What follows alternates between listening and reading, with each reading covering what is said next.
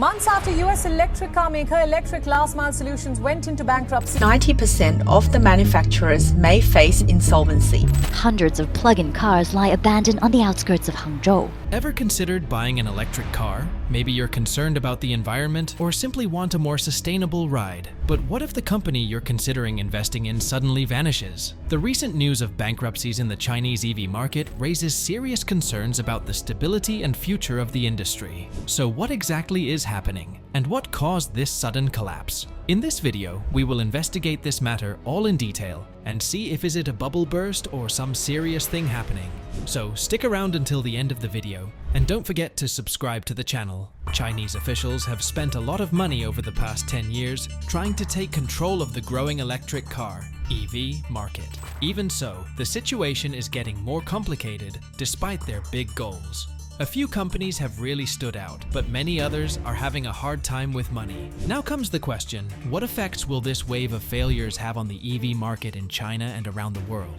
A lot happened when the Chinese government started promoting electric cars. With the government's help, many new businesses entered the market. But this happiness didn't last long. In just a few years, the original rush of 500 registered EV companies dropped by a large amount, leaving behind only about 90. The market is still full, even though the number has gone down. There are many more listed car makers than people want, making the market very competitive. As the problems worsen, many businesses are in poor shape and on the verge of going bankrupt. The global market is being affected by this wave of financial chaos, not just the Chinese EV business. China is a major player in the electric vehicle EV change, so its problems affect people worldwide. Investors, consumers, and people with a stake in the industry are all thinking about what this unstable situation will mean in the long run. So, in the last few years, we've witnessed a pretty hefty wave of bankruptcy hitting the electric vehicle EV scene. It's been quite the roller coaster ride, with 4 EV companies biting the dust in just the last few months alone. Among them, Neutron stands out. Do you remember them? They made headlines when they decided to refund all their customers and call it quits. Then there's Letin,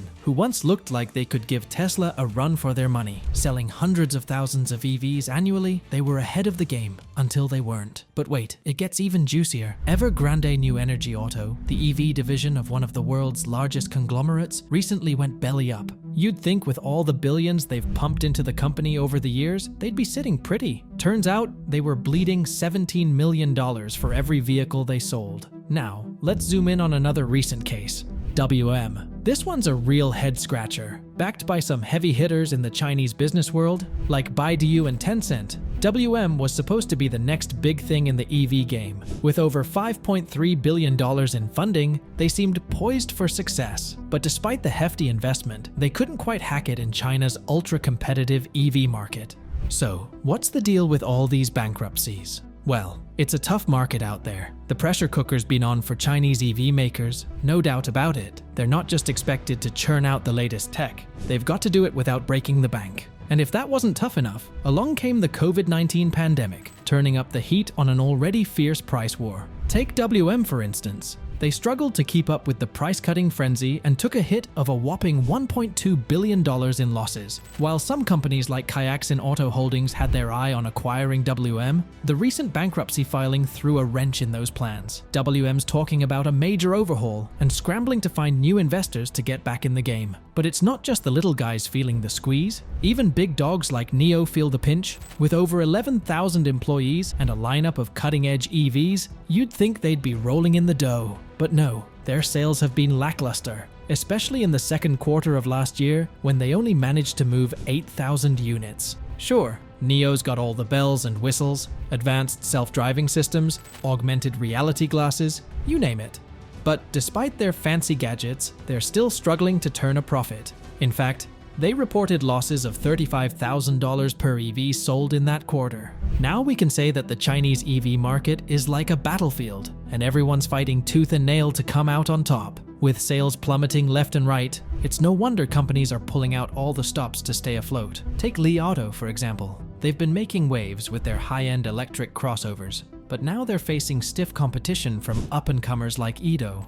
Ido rolled out their new model, the M7, with features similar to Li Auto's S7, but at a fraction of the price.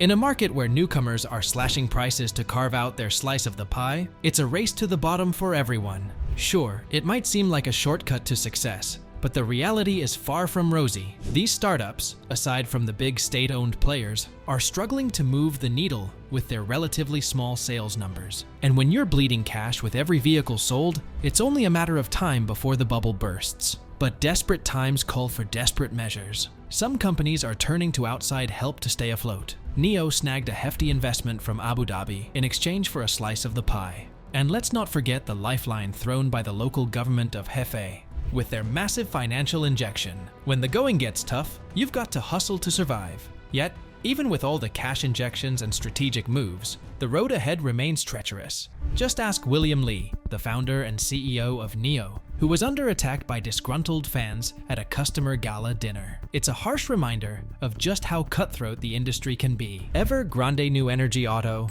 Airways, and Neutron have closed their factories. Even the big shots, like the state-owned FAW Group, bit the dust last year.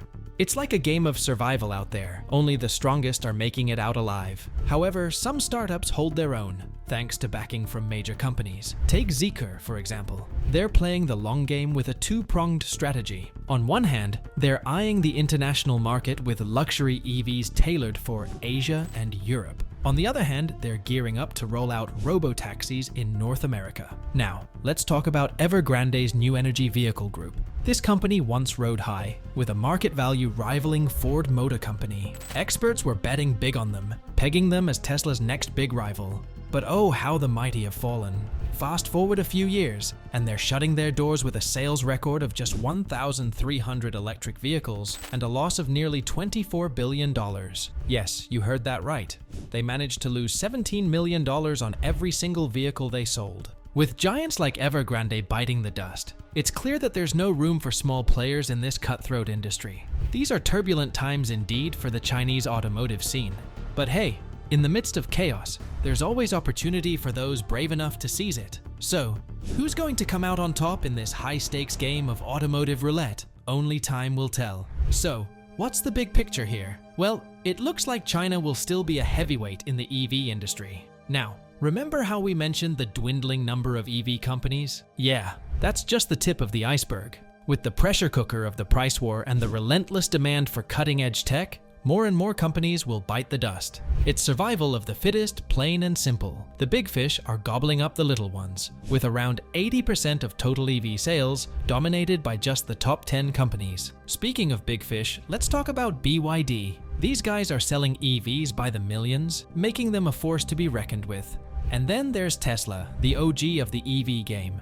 They're poised to weather the storm with their low production costs and knack for playing the long game. But it's not just about who's selling the most in China. Companies like Geely, with their strong international presence, are also in it for the long haul. And let's not forget about the local market. Sure, China's leading the charge in EV tech, but their domestic market isn't quite up to snuff yet. Modest consumer spending means even promising companies can end up drowning. So, what's the takeaway from all this? Well, in the wild west of the Chinese EV market, it's survival of the fittest. Whether you're a scrappy startup or a seasoned player, you've got to stay agile and adapt to stay ahead of the game. Because in a competitive market, there's no room for complacency. What are your thoughts on this matter? Do write us down in the comment section, and don't forget to subscribe to the channel. See you in the next video.